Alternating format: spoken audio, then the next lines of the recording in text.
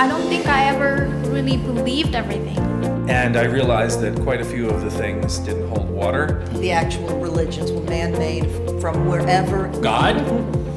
Who's God? What's God? I think skepticism really is the first step. Scientific, zest and zeal for the real world. That was it. I was an atheist from then on. I was in seminary when the doubts really began to creep in.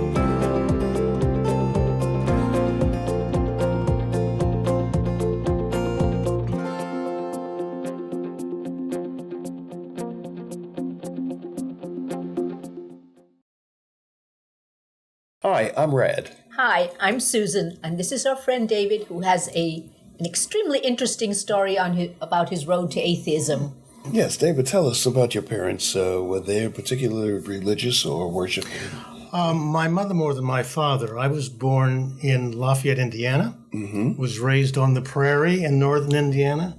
My father was a physician, and he had taught high school science.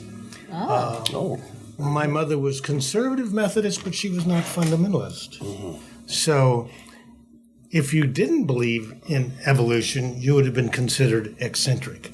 And this is in the middle of conservative northern Indiana in the 1940s and 50s. So I was raised in that kind of environment. My mother never attended college, but she read voraciously all her life, and that reading habit rubbed off on me. Right. But my dad and I would be watching television, and she would retire to the bedroom to read, and it was not women's books.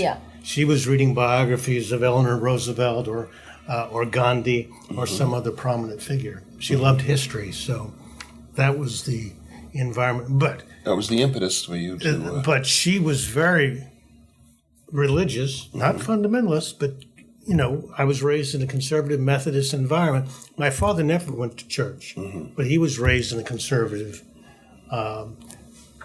environment in southern Indiana. We went to church every Sunday. We said grace at all the meals.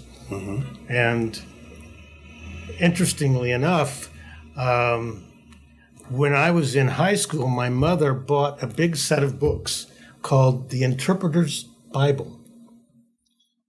12 volumes on the Bible. And I dug into that. So I developed an intense interest in the Bible. But not, the Interpreter's Bible was liberal Protestant scholarship. So I had no problem whatever taking a liberal perspective on the Bible. So the Interpreter's Bible was not an apologetic defense of the infallibility of the Bible. So that was the atmosphere that I grew up in. And when I went away to college, I took the Interpreter's Bible with me. I was so interested in the Bible, I could see myself in a career teaching the Bible in an academic setting. So I wanted, this vision came to me, so to speak, but this idea came to me of getting a PhD in biblical studies and teaching at the college level. But to do that at the time, you also had to be an ordained minister. Right. So, and I was still a believer. My real doubts did not begin to set in until I went to, wait for it, seminary. Interesting.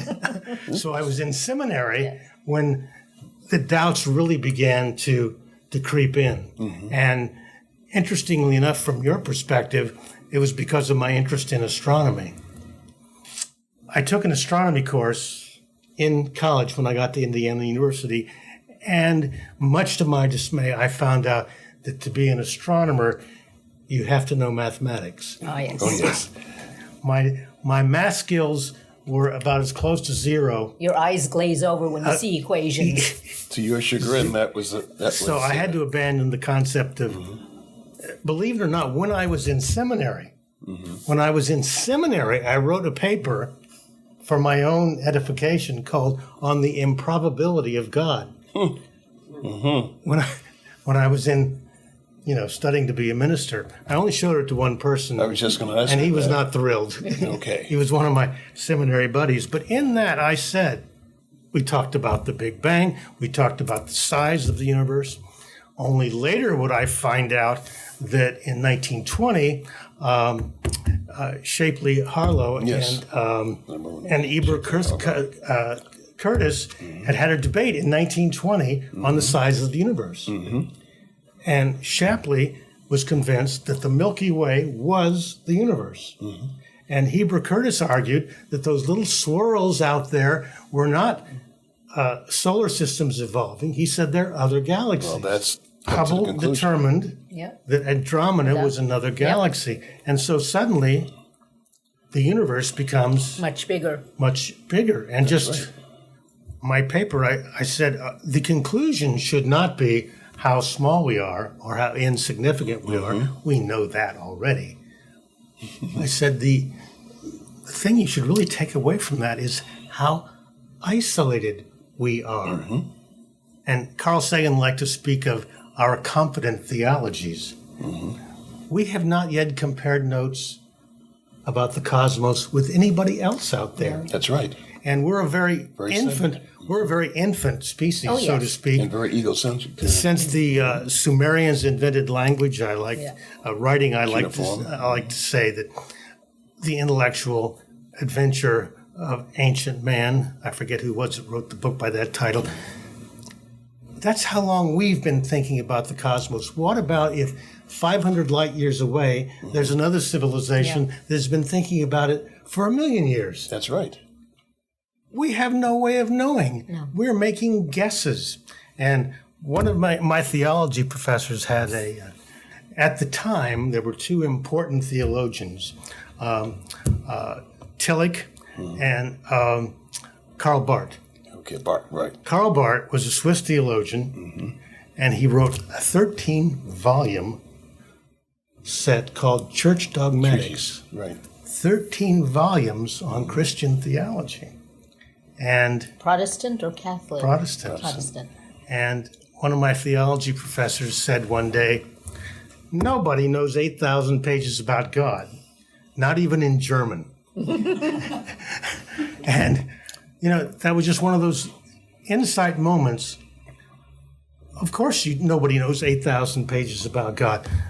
But how does anybody know even one page about God? And that's stuck into your mind. What are the sources of information you're using? And people rattle off all the sources: revelation, or prayer, or meditation, or hallucination. They wouldn't say hallucination. All these methods, they say, in order to claim that, you've got to really be able to verify that your visions or your prayers are verifiable. We're so isolated in the cosmos.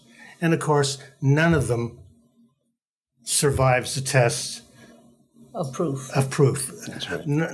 Well, they remove them from the category of being falsified because they like to say it's known in the heart. That's dogma. It's known in the heart, or it's something you know intuitively.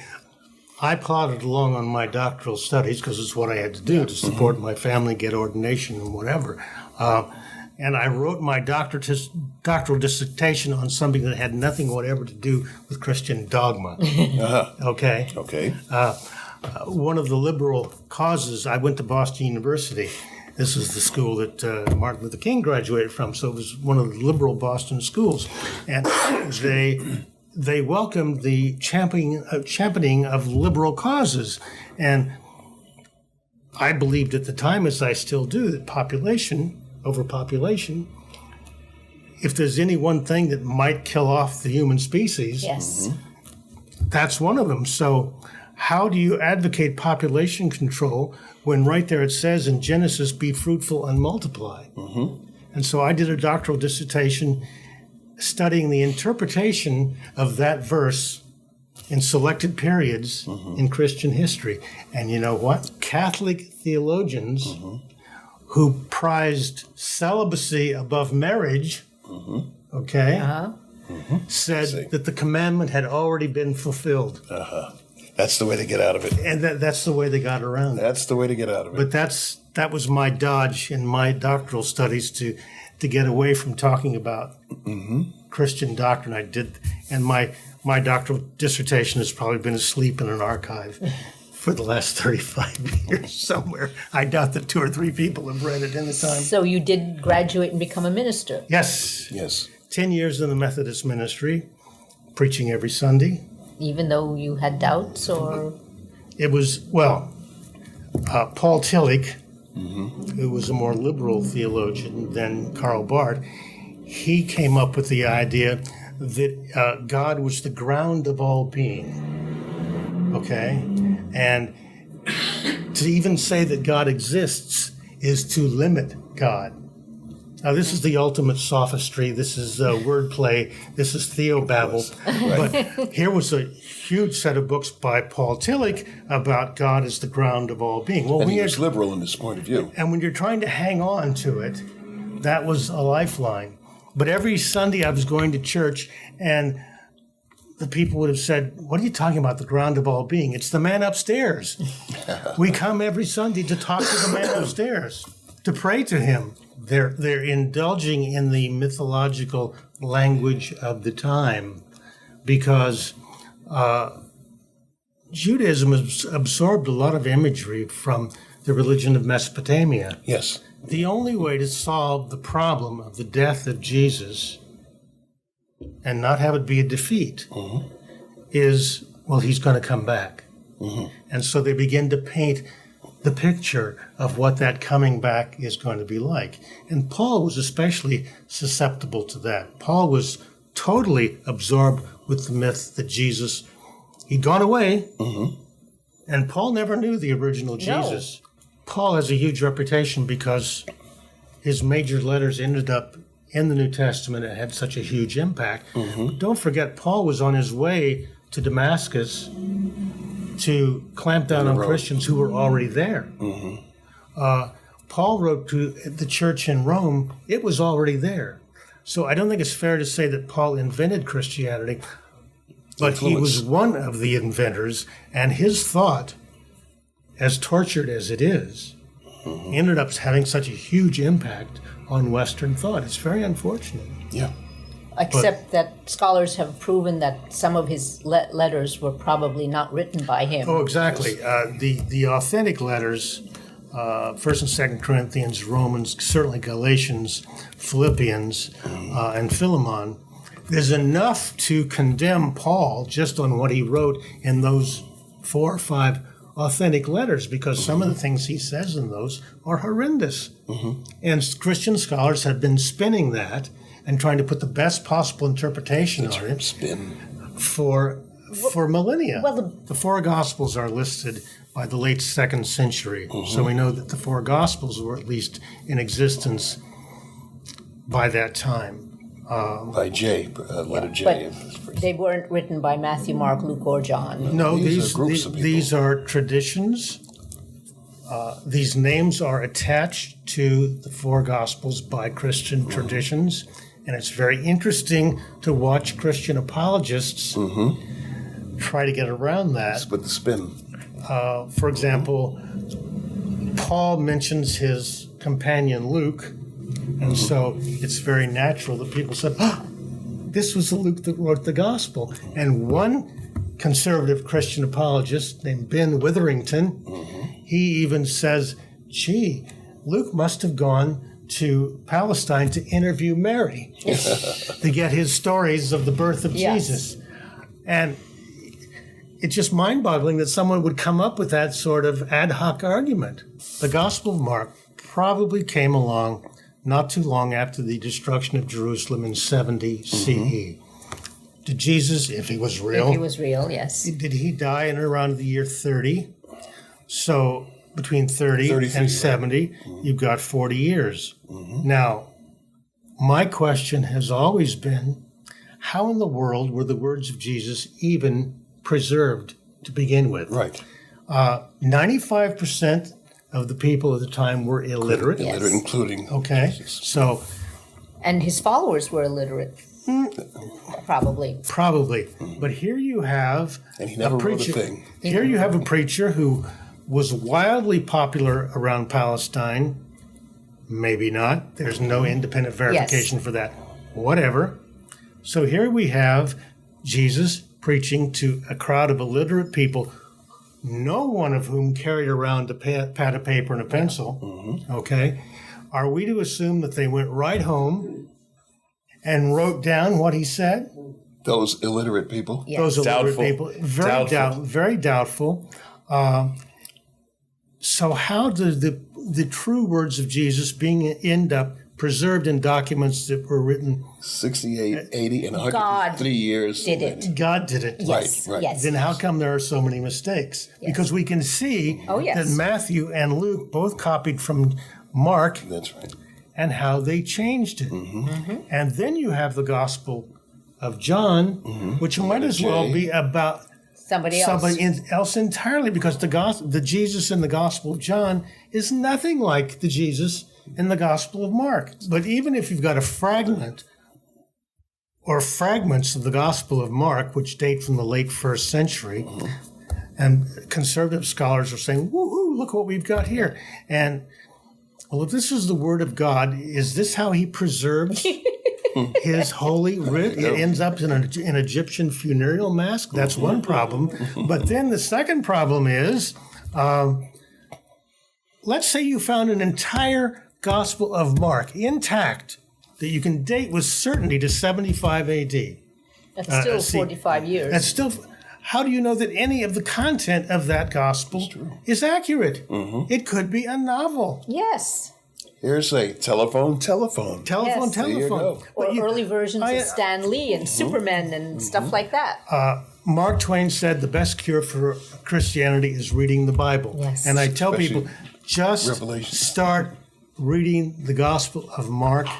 Be on the lookout. Be on the hunt for the fairy tale elements, the fantasy elements, the things that you ordinarily would not believe, because it's the kind of thing you would find in fairy tales and Harry Potter. Well, look right. what Thomas Absolutely Jefferson right. did. Thomas Jefferson took his scissors Yeah. and he cut out everything that wasn't. And he had this tiny little Which just leaves the pages cover. left. Just Yeah. leaves the covers front and the back. So This is one of those So, things, you know. getting you have back to really to your think story, Getting back to my story. you are now a minister and you have your doubts and That. How did your other ministers feel about your? Or did you tell them later on? No. Only that one person. Only that one person. And he was not pleased. And he He didn't pass away.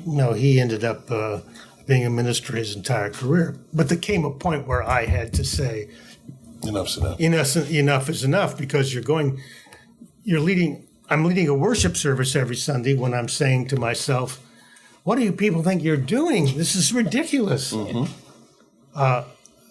of the fundamental problems I talk about in my book is the whole concept of worship. Even if you say there is a force that created the universe, how could you possibly infer that the force that created the universe wants a few billion mammals on one planet to be singing hymns to him every Sunday? That's right.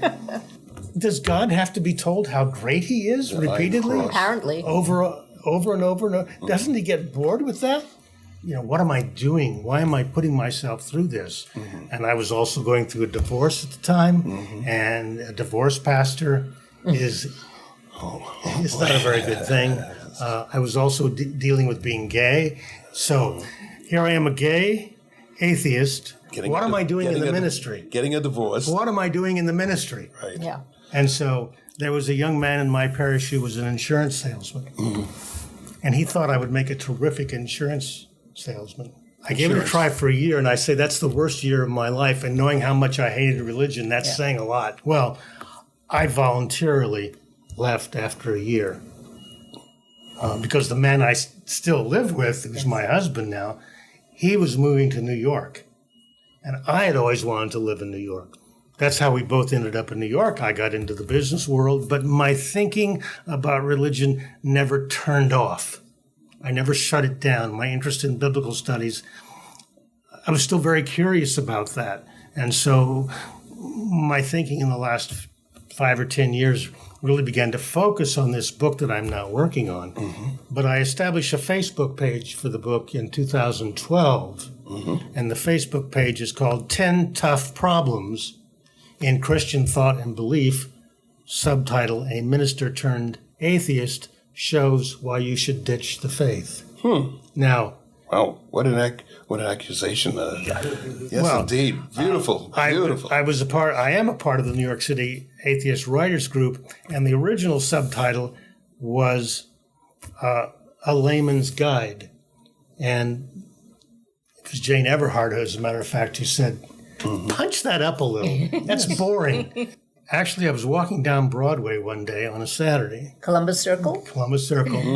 And in the distance, I saw A tent. And at first I just saw the word church. Oh. And I thought, oh, gosh, what is this going to be? And then I came around the corner, and my goodness, New York City Atheists.